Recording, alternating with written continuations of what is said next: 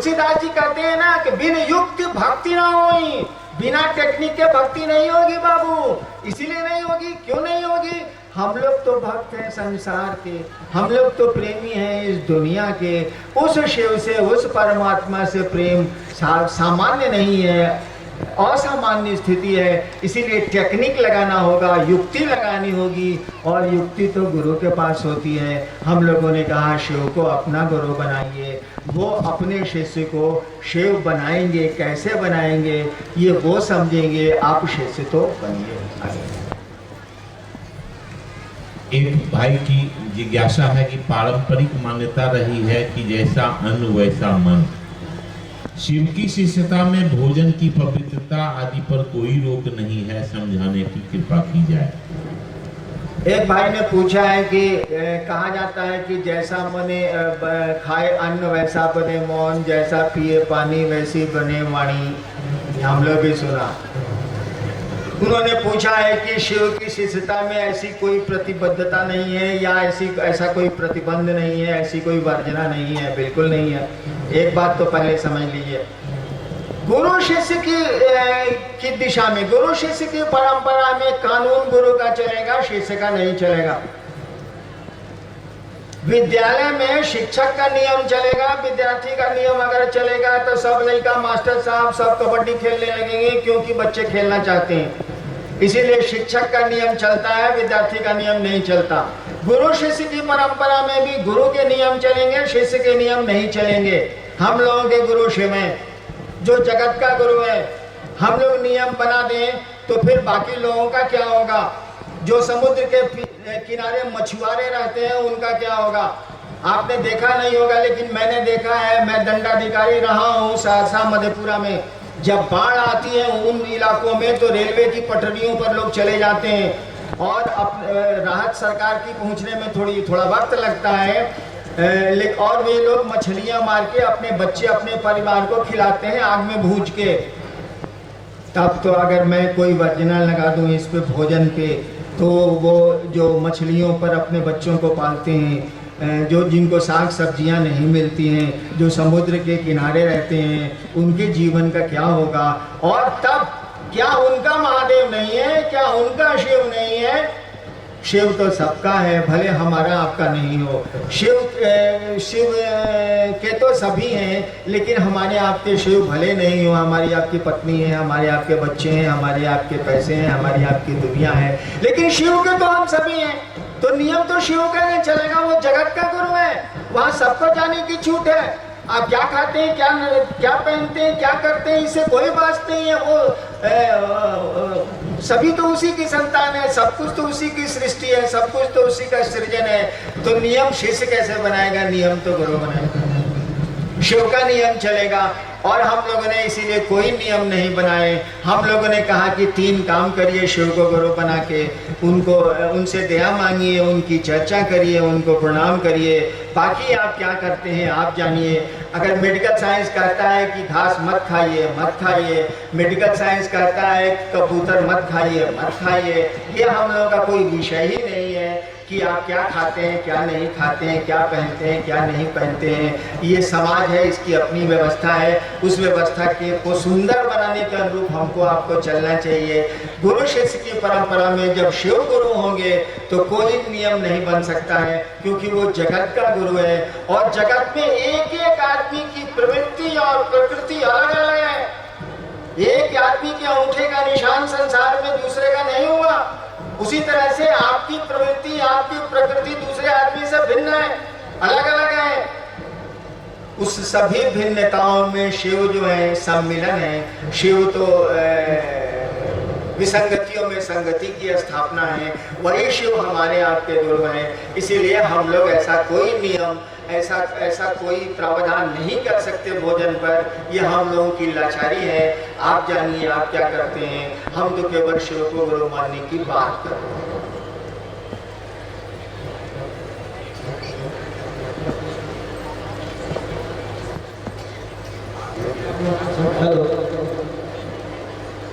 एक भाई की जिज्ञासा है कि भारतीय अध्यात्म में माना गया है कि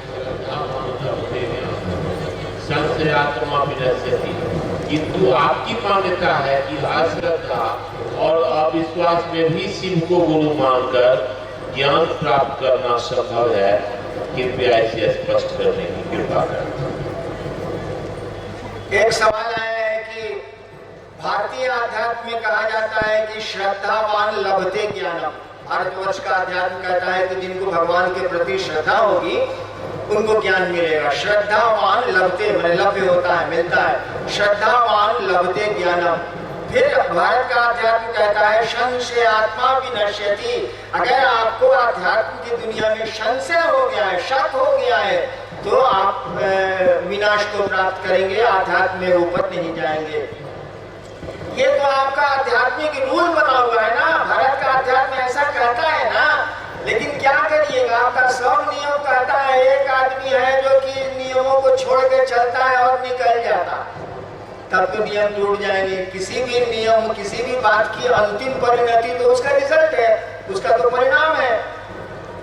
सोचिए, थोड़ी देर के लिए सोचिए, मैं आपको ले चलता हूँ हरिनारायण की व्यक्तिगत जिंदगी में। मैंने 15 साल श्मशान में साधना की, कुछ नहीं मिला मुझको। विद्यार्थी जीवन मेरा चौपट हुआ, कुछ नहीं मिला। माँ बाप मेरे विरुद्ध हो गए, अफसर थे, बेटा नहीं पढ़ रहा है तो उनको गुस्सा चढ़ेगा ही चढ़ेगा। और मैंने अचानक शिव को गुरु माना, मुझको मालूम भी नहीं था कि शिव गुरु है। जब मैंने शिव को भगवान समझ के गुरु माना था 1974 में, यही नवंबर का महीना है जो कल से आने वाला है, नवंबर का महीना था, मैंने शिव को भगवान समझ के गुरु माना था। मुझको तो पता ही नहीं था कि शिव गुरु है, मैं जानता ही नहीं था। बचपन में पढ़ा था कि गुरु ब्रह्मा गुरु विष्णु गुरुदेव महेश्वरा, तो यही बात दिमाग में थी कि गुरु ब्रह्मा है, गुरु विष्णु है, गुरु महेश्वर है, तो महेश्वर गुरु का नहीं है भाई। और मैंने महेश्वर सुना था शिव को कहते हैं, मैंने शिव को गुरु मान लिया। और शिव को गुरु माना तो ये सोच के माना कि यहाँ कहीं कुछ नहीं है, पूरी लफड़ेबाजी है। क्योंकि शिव शरीर में नहीं, आपको भी मालूम है, हमको भी उस समय भी मालूम था। किसको नहीं मालूम है कि शिव शरीर में नहीं है? मुझको भी ये पता था कि बताएगा किसे, मंत्र कहां से मिलेगा, साधना कहां से मिलेगी, ये अभी तो शरीर में है नहीं, भेंट होनी नहीं है। कोई श्रद्धा मुझको नहीं थी, कोई विश्वास मुझको नहीं था। मैं तो समझता था कि बर्बाद हो गया मैं। और इसी अश्रद्धा और इसी अविश्वास में मैं बैठ के रोता था। मेरे माँ बाप मर गए, कुछ उनके मित्र लोग यहाँ बैठे हैं, हमको जो पढ़ाए हैं मंडल जी, इनको कहते थे कि हमारा बड़का लड़का पागल हो गया था, रोता था बैठ के। मैं सोचता था कि मैं क्या करूंगा, सब चौपट हो गया कि महादेव को गुरु माना, यहाँ क्या हासिल होना है, ये तो शरीर में है नहीं, तो हमको ज्ञान कौन देगा, हमको बताएगा कौन। और मैं जिद्दी आदमी हूं, जब शिव को गुरु मान लिया तो मान लिया। धीरे धीरे परिणाम आने शुरू हुए।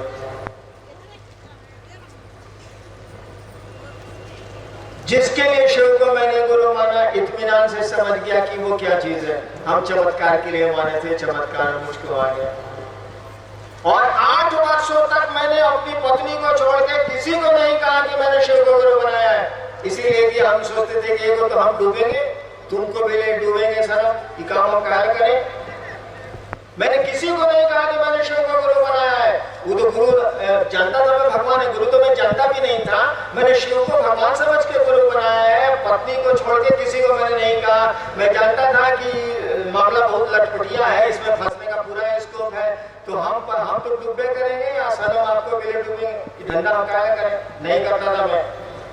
8 साल के बाद जब परिणाम आए तब मैंने कहना शुरू किया कि अरे ये तो गुरु है भैया। तब लोगों ने कहा कि हमको पहले से मालूम है कि गुरु है। तो कोई तो श्रद्धा मेरे पास नहीं थी, कोई विश्वास तो मेरे पास नहीं था। स्कूल में आप पढ़े, हम भी पढ़े, कौन सी श्रद्धा थी मास्टर के प्रति, कौन सा विश्वास था शिक्षक के प्रति। वकील, कलेक्टर और इंजीनियर बने कि नहीं आप, वहां बने ना, कोई श्रद्धा तो नहीं थी। हमको तो कॉलेज तक नहीं थी, लाचारी पढ़ता था मैं, समाज के डर से, पिता के डर से, बाप के डर, माँ के डर से लाचारी पढ़ता था। भलाई मुझको पढ़ाई लगती थी। परिणाम आए कि नहीं आए? मैं डिप्टी कलेक्टर हुआ कि नहीं हुआ? परिणाम आ गए। कोई श्रद्धा नहीं थी तब भी परिणाम आ गए, क्योंकि शिक्षक ने अपनी गरिमा निभाई, शिक्षक ने अपनी ड्यूटी की। मैं ड्यूटी नहीं करता था, शिक्षक के प्रति नहीं करता था, उस आदमी ने तो की। बच्चे तो खेलेंगे, बच्चे तो नटखट होंगे ही। तो बिना श्रद्धा के, बिना विश्वास के यदि आप चाहें तो शिव को गुरु बना सकते हैं और हरिनाथ अभी जिंदा रहेंगे, अभी रहेंगे। मत घबराइए, 8-10 साल रहना चाहिए मुझको। और पूछ लीजिएगा परिणाम आते हैं कि नहीं आते हैं, मैं भेटाऊंगा। बिहार का रहने वाला हूँ, अभी देवघर में रहता हूँ, भाग के पंजाब जाऊंगा नहीं, यही रहूंगा। आप बिना श्रद्धा के, बिना विश्वास के जाइए मास्टर के पास, अब जो कहता है उसका टास्क बनाइए, आप देखिए तो आप में परिणाम आते हैं कि नहीं, आप सीखते हैं कि नहीं, आपको ज्ञान आता है कि नहीं। हाँ, श्रद्धा विश्वास हो तो अच्छी चीज है, कौन कहेगा इसको खराब चीज है। लेकिन जो चीज मेरे पास नहीं है, हम कहां से लाएंगे? आपको दे, बोलिए। अरे मेरे पास श्रद्धा है नहीं तो हम कहां से लाएंगे किसी को देने के लिए? मेरे पास विश्वास है नहीं तो मैं कहां से लाऊंगा आपको देने के लिए? अगर इसके बिना काम चल सकता है तो बोलिए हम आते हैं। और भारत के अध्यात्म में मैंने कहा इसके बिना भी आओ, तुम शिव हो सकते हो, शिव ज्ञान को प्राप्त हो सकते हो। श्रद्धा विश्वास के बिना भी खूब मजे में काम चलेगा, है तब भी चलेगा, नहीं है तब भी चलेगा। आज तक कहा गया है कि मोक्ष मूलम गुरु कृपा, किंतु आपने अपने प्रथम सूत्र में गुरु से दया मांगने की विधा दी है। कृपा करके दया और कृपा में अंतर को स्पष्ट करने की कृपा। एक भाई ने पूछा है कि भारत का अध्यात्म कहता है मोक्ष मूलम गुरु कृपा, सही में बोलता है? मालिनी विजय तंत्र की लाइन है, पंक्ति है, मोक्ष मूलम गुरु कृपा। इसके बाद और भी पंक्ति है, पूजा मूलम, ऐसे करते हैं। उसकी अंतिम पंक्ति है मोक्ष मूलम गुरु कृपा। भाई साहब ने पूछा है कि आपने तो कहा दया मांगी है, कृपा आपने क्यों छोड़ दी? देखिए, कृपा में और दया में थोड़ा अंतर होता। जब कानून खत्म हो जाता है तो दया चलती है। जब नियमों में आप जकड़ जाते हैं और कोई उपाय नहीं होता है, तब दया काम करती है। कृपा का मानी होता है कि करो, सामान्य अर्थ उसका यही है कि करो और पाओ। जैसे हम अब बिहार सरकार, झारखंड सरकार में नहीं है, सेवानिवृत्त हो गए हैं, अब हम सरकार से, कमिश्नर साहब से छुट्टी मांगेंगे, वो कहेंगे भैया हम आपको छुट्टी कैसे दें, अब तो आप नौकरी में हैं ही नहीं। उसमें हम कृपा लिखते थे हम लोग कि हमको 2 दिनों का आकस्मिक अवकाश देने की कृपा की जाए, क्योंकि नौकरी करते थे। कृपा में होता है कि हमको अधिकार है, आप नहीं करिएगा तो हम आपके ऊपर से लेंगे, लेकिन लेंगे, हम इस काम को करते हैं तो क्यों नहीं दीजिएगा। और दया का मानी होता है कोई अधिकार नहीं है। दया का मानी होता है मर्सी। भारत के संविधान में भी मर्सी अपील है। जब माननीय सर्वोच्च न्यायालय जब किसी को की सजा संपुष्ट कर देता है तो उसको अधिकार है कि वो महामहिम राष्ट्रपति से दया की भीख मांग सकता है, मर्सी अपील कर सकता है। दया का मानी होता है कि हमको कुछ नहीं है तब भी चाहिए, है मर्सी अपॉन मी, मुझको कुछ नहीं है। पोर्शिया लाख समझा रही है शाइलम को कि तुम आधा पौंड मांस मत लो। अरे कर्जा नहीं लौटा है एंटोनी तो क्या हुआ, मत लो। वो कहता है कि नहीं हम लेवे करेंगे। पोर्शिया कहती है कि देखो हम तो अब कानून में कुछ नहीं बोल सकते हैं, लेकिन आधा पौंड मांस काटना ठीक नहीं है। शेक्सपियर की कहानी है ये। शाइला कहता नहीं हम आधा पौंड लेवे करेंगे मांस। वो समझाती है mercy is twice blessed the giver and the receiver. कहती है कि देखो दया कर दो, दया देने वाले को और दया जो उसको मिलती है दोनों के लिए सुखदायी है, आनंददायक है, तुम दया कर दो। शाइला कहता है कि नहीं दया करेंगे हम, मर्सी नहीं करेंगे हम। तब कहती है कि ठीक है काट लो, लेकिन एक बूंद अगर खून गिर गया तो हम फांसी दे देंगे। अब मांस काटेगा तो खून तो गिरने करेगा। यानी दया का मानी हुआ सब कुछ खत्म है तब भी हमको चाहिए। कोई अर्हता नहीं है, कोई योग्यता नहीं है, कोई क्वालिफिकेशन नहीं है, तब भी हमको चाहिए। हम लोगों ने कहा कि शिव को गुरु मानिए, कि उस शिव के सामने बोलेगा कि हमको मेरिट है, बताइए तो जरा। महादेव के सामने के बोलेगा कि जी हम कुछ छी अपने के सामने बुझे छी अपने, के कहेगा के कहेगा कि महादेव हम कुछ पानी तू बुझता बड़ी न सिवाय कहले पानी तू हमरा पर कृपा कर। तू कहीं की तरह इधर से ढेर ढीमला तेरे जा। हमने कहा नहीं बाबू हम लोग काम नहीं करेंगे, ये काम हम लोग नहीं करेंगे। हम लोग ने कहा कि आप दया करिए। अब वो ससुरा पूछिए नहीं सकता कि तुम करता क्या है, दया मांग रहे हैं तो पूछिएगा कैसे, कोई कृपा मांगे हैं तो कहिएगा कि काम नहीं करने से छुट्टी नहीं देंगे।